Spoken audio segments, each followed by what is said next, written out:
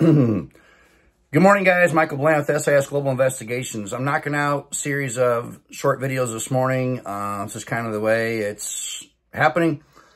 On the Sonya Massey shooting in Sangamon County, Springfield, Illinois, I'm going to knock out some points in that, being a retired law enforcement officer, having been trained in use of force, been in deadly force scenarios, have tactical training my whole life.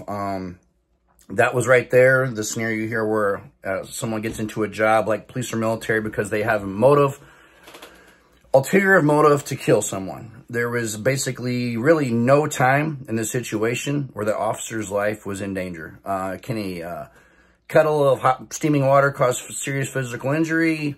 Absolutely. Get it in the face or something, I mean, it's going to burn your skin off. It's going to be scalding hot. Could, take out your eyesight temporarily or permanently or whatever. Then disabling the officer, which then, in an extreme scenario, sure, then she could have then stabbed him, or she then could have shot him, or she could have attacked him. And that's the problem, where the general public doesn't understand that kind of when you break it down that way. So, and as an officer, when you're there, you're supposed to be in charge.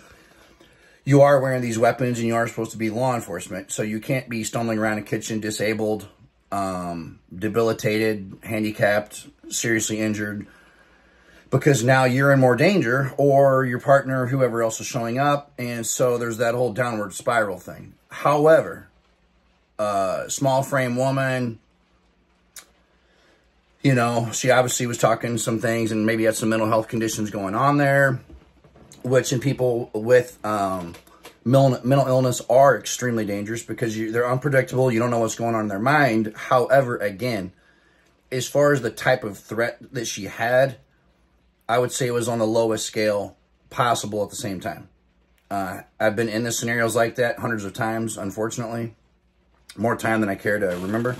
However, and I've had people do different threatening things and have different weapons kind of on different levels.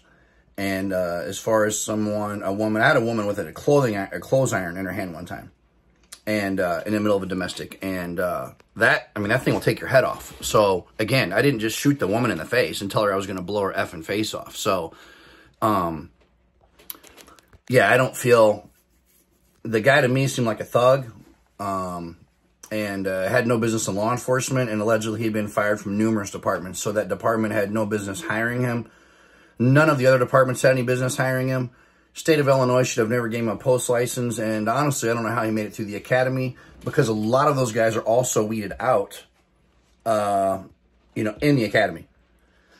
Excuse me. So again, completely insane story. And the woman kneeled down, kind of submitted to him pulling his weapon out. And I think she said, "I'm sorry," or something. And then he literally shoots her in the head, executes her. So completely unnecessary.